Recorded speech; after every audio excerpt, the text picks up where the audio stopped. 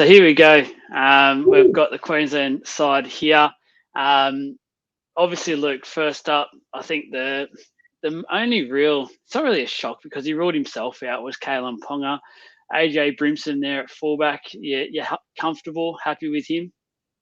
Yeah, very comfortable. I will touch on that one though, because if I look at this lineup, there's probably nothing I'd really change.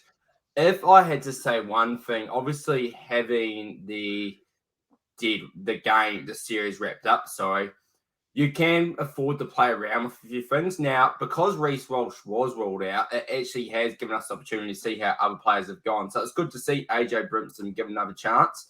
Now, AJ's first Origin game, he absolutely brained it. He was part of that COVID side, and I was really impressed. So, yeah, it gives them another chance to see, if worst case scenario, Walsh isn't there another time or Ponga's not there as well, we get to see Brimson. But for me, because Brimson has proven in that game, we've already seen what we might have in Brimson. This could have been an opportunity to potentially, and I don't know if I would have done this differently. Like, I'm pretty sure they have made the right decision, but it would have been interesting to see maybe put Hammer at fullback and then blood in another centre, because at the moment, our replacement centre would probably be Dane Gagai, who's on the outer. And off the top of my head, probably had a mind blank. There might be someone on the top of your head. Think, is there an outside back maybe we could give a chance to there?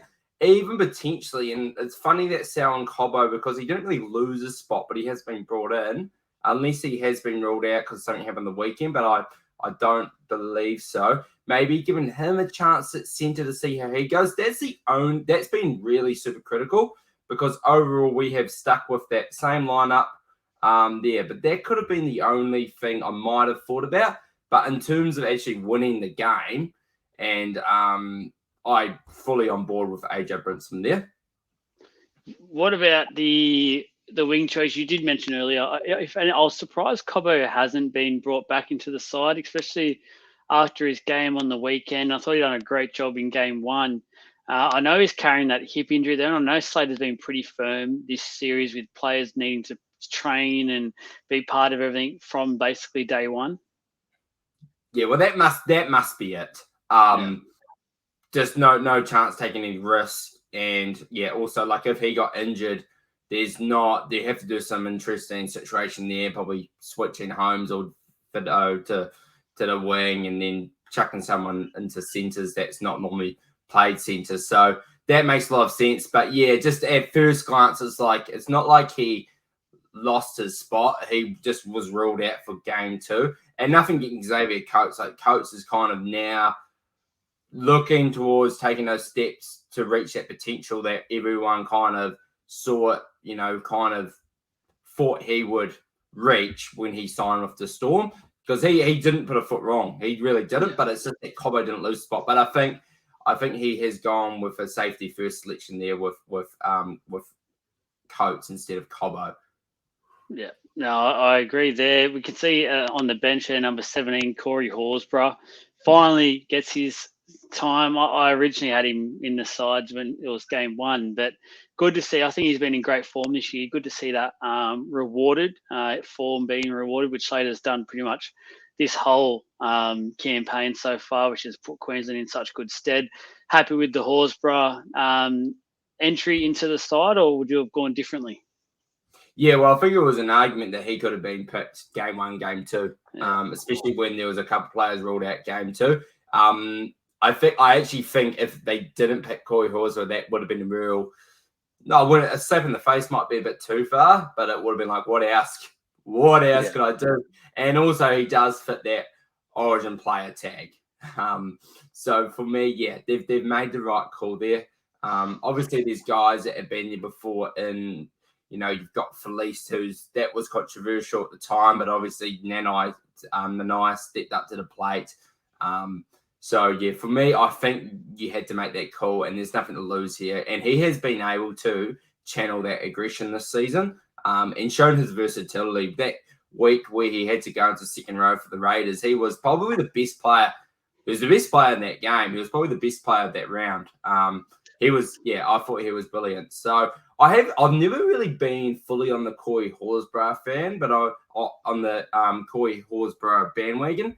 I think I might be purchasing the ticket now. And I think a lot of it was just that more of that, this is what he could be. He could be this Origin just menace. He could be this, could be that. But I think he hadn't reined in that aggressiveness. And then there was a couple other things in his game that he didn't need tweaking, where this season he's been one of the more impressive players, impressive forwards across the whole competition. So, really, I'm stoked for him too. I think he has deserved it.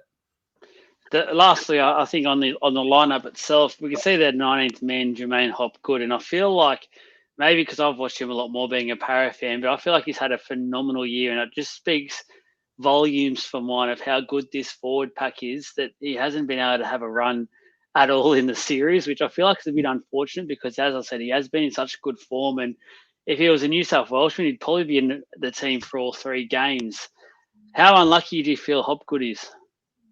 I wouldn't have put him ahead of anyone else if it was a game where the series was still on the line. But I think potentially there has been, you could argue that he should have been picked because you blame them in.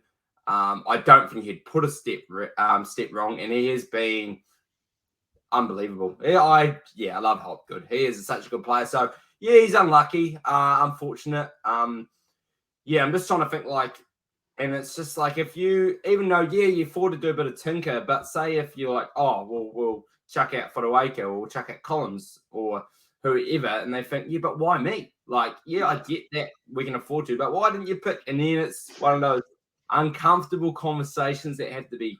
Do you just go put them on the room? Okay, we're going to get Hopgood in. Let's just roll the dice, whatever number it rolls on. That's the person. Because it could create a little bit of distrust. He, like I said with Horsburgh, he does deserve to be in there, but at the end of the day, there's not 19 spots. There is only the 17.